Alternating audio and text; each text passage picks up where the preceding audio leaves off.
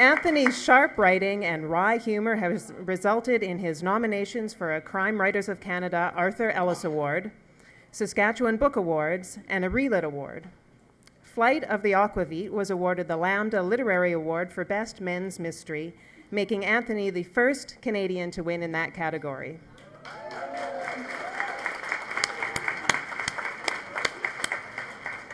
In Dos Equis, this 8th book in the series, we follow Russell from the Saskatchewan winter to the pristine beaches of Mexico's Costa Grande in this tale of love, loss, lies, and coming home. We are so very pleased to have Anthony Bedalka here tonight to read from his book and to speak with us about his work. Please welcome Anthony Bedalka.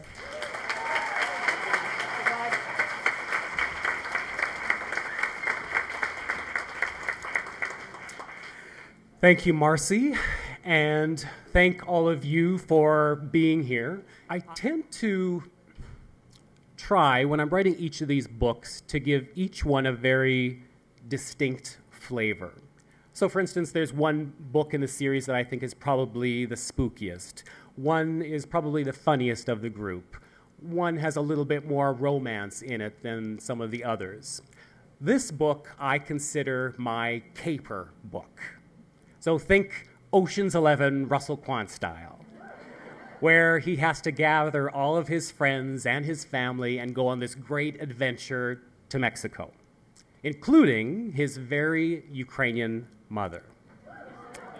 Now, Kay Quant, not only has she never been out of Saskatchewan, but she's never even been on an airplane. So to get her to Mexico ended up being a bit of an adventure of its own.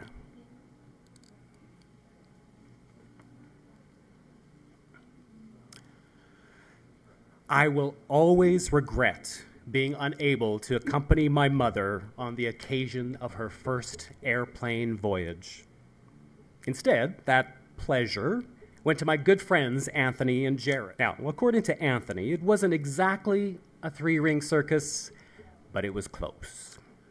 Her carry-on was locked with a padlock, the kind she uses to secure the diesel fuel tanks on her farm. Of course, she couldn't find the key and eventually acquiesced to the security inspector's request to cut it off with a pair of bolt cutters. Inside, they found a jar of borscht and a margarine container of still warm pierogies.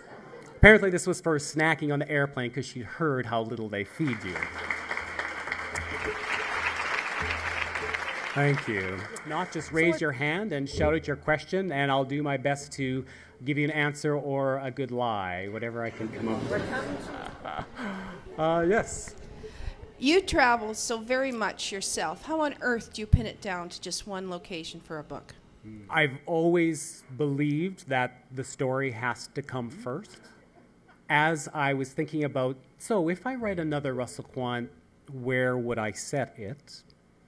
Just last spring, I came back from a great month traveling all over Asia, particularly Vietnam really got my interest up, and I took tons of pictures there. I wrote a lot of things in my journal about Vietnam, and I really felt that's where I want Russell to go next.